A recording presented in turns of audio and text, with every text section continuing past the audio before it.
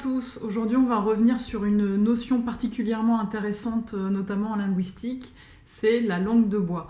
Alors dans cette vidéo, je vais aborder 3 points. Je vais d'abord aborder les origines de cette langue de bois, ensuite la manière dont on peut la définir, et je vous présenterai la typologie que j'ai mise au point, et enfin la langue de bois aujourd'hui, comment la reconnaître et surtout comment s'en prémunir. Alors les origines, il faut savoir que c'est un terme assez ancien puisque il apparaît d'abord dans la langue russe vers 1850.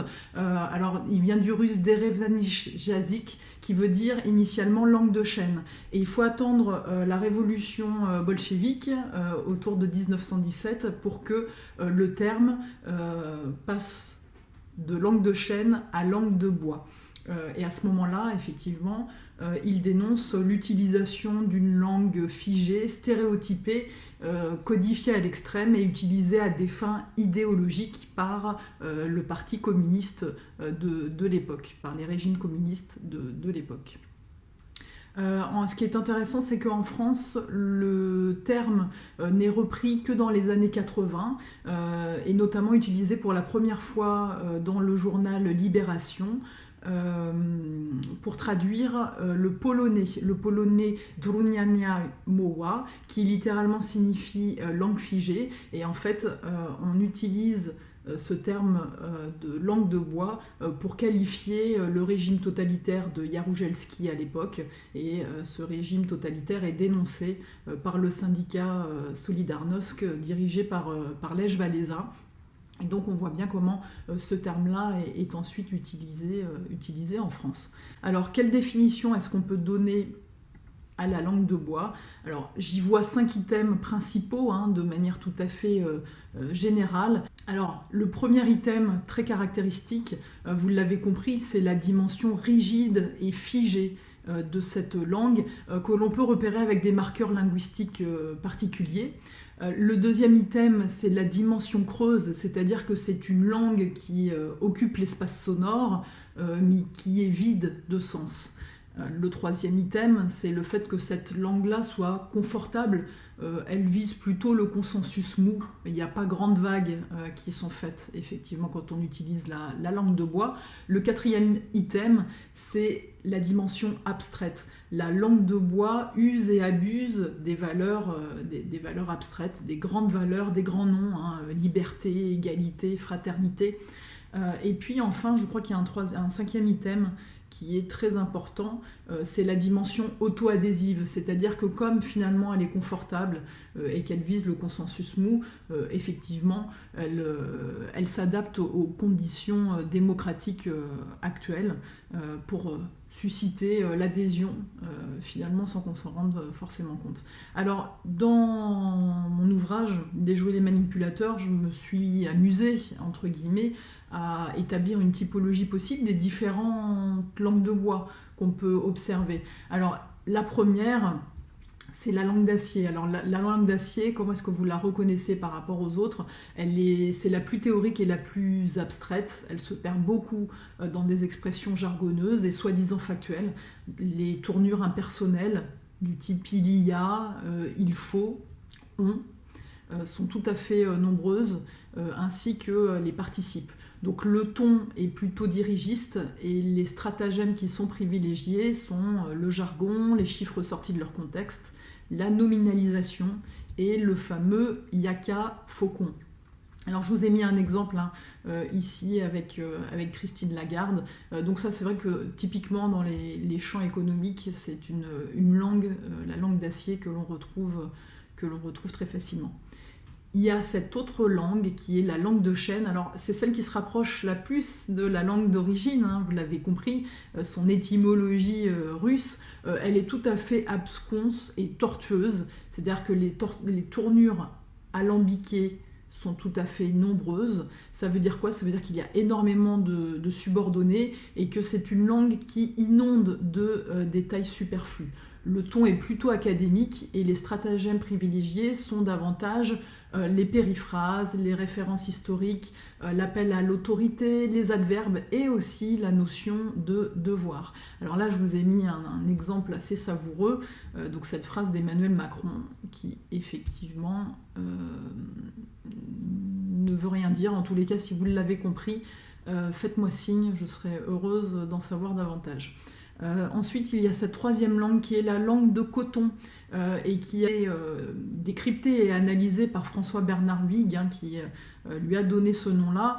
En définitive, c'est cette espèce de langue mielleuse et sucrée qui vise à enrober, à rassurer. Le discours il est beaucoup plus incarné, puisque là on retrouve des pronoms personnels beaucoup plus nombreux, mais ça ne change rien à la finalité. C'est quand même une langue qui voit la face, n'aie crainte, le bateau coule. Donc le ton est plutôt doucereux. Et les stratagèmes utilisés sont davantage le pathos, l'appel à l'ignorance, l'injonction paradoxale, l'hyperbole, l'euphémisme aussi, l'euphémisme et le ménagement des faces. Voilà. Alors là, je vous ai mis l'exemple fameux de ce discours de François Hollande avec l'anaphore « moi président ». Voilà. Donc un phénomène assez intéressant à observer. Et puis enfin, on peut finir par cette langue de vers qu'on retrouve en particulier dans les formules choc, notamment des discours publicitaires. Alors c'est une langue aussi creuse que les autres, mais elle se repère parce qu'elle est davantage sloganisée, c'est-à-dire construite comme un slogan.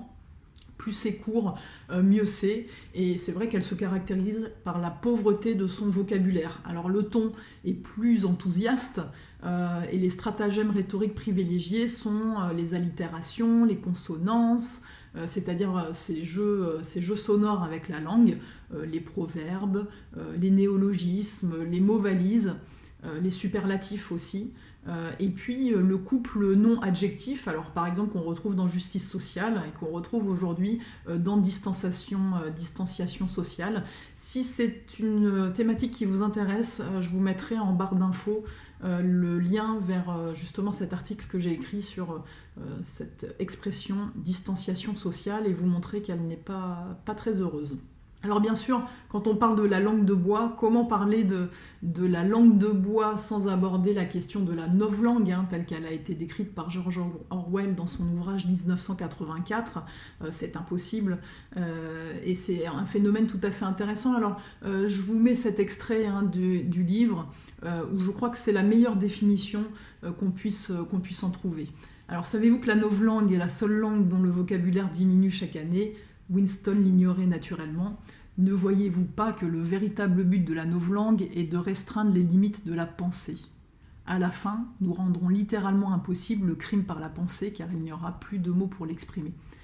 Passage très intéressant parce que Orwell nous montre les limites d'un système qui pense qu'en contrôlant la langue, on contrôle les esprits et surtout on modifie ou on supprime une réalité qui serait trop misérable. Et bien là, on touche à la quintessence de ce qu'est la langue de bois et de ses liens effectivement avec cette novlangue dont on est nourri tous les jours. Alors aujourd'hui, comment est-ce on peut la repérer, cette langue de bois. Je vous invite à lire cet ouvrage du sociologue français Jean-Léon Beauvois qui développe la thématique de la propagande glauque. Alors comment est-ce qu'on peut la définir, cette propagande glauque ? C'est une notion assez voisine de la fabrique du consentement qui elle-même a été développée par le linguiste américain Noam Chomsky. C'est cette espèce de soupe médiatique dans laquelle nous baignons tous les jours et qui flatte nos égos, nous culpabilise ou bien nous terrorise. Voilà, c'est ça la propagande glauque. Et il suffit d'avoir une petite compilation des différentes déclarations que l'on a pu voir sur le Covid-19 sur les chaînes d'information continue pour en avoir une bonne idée. Alors George Orwell nous préconisait au moins 4 attitudes à observer quand on utilise la langue, quand on utilise les mots. Il nous recommandait de ne pas tomber dans les lieux communs, c'est-à-dire d'éviter de reprendre à son compte des métaphores, des comparaisons, ou bien toute autre figure de style qu'on a déjà lue ou entendue quelque part et qui sont utilisées à maintes reprises. Il nous disait aussi d'éviter d'utiliser des mots qui sont longs quand il y a un mot court et simple qui peut être utilisé à la place. Il mettait aussi en garde sur l'utilisation accrue du mode passif et il nous disait préférer d'utiliser des phrases au mode actif.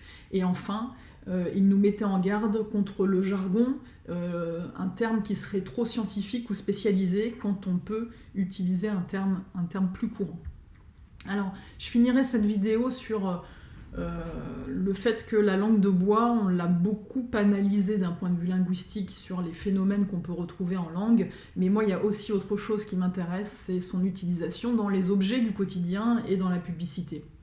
C'est ce qu'on peut appeler la conjuration des signes. C'est une sorte de langue de bois à 180 degrés, c'est-à-dire on vous vend l'inverse de ce qu'est la réalité. Alors prenons cet exemple tout simple et tout bête, une canette de Coca-Cola. Eh bien, qu'est-ce que vous observez? Et moi, je trouve ça vraiment intéressant. Quand on regarde la manière dont la typographie, c'est-à-dire les caractères sont mis en scène, alors on se rend compte que justement la verticalité a un rôle à jouer, hein. On n'est pas sur une écriture horizontale, mais bien sur une écriture verticale. Vous voyez cette ce petit liseré blanc là en dessous des mots, et bien tout cela, la verticalité, l'écriture cursive, et puis cette ligne blanche hein, qui ondule sur toute la hauteur de la canette, et bien tout cela vient signifier la minceur, hein. On pourrait presque y voir de manière symbolique les courbes d'un corps. Tout cela vient signifier la minceur, la légèreté.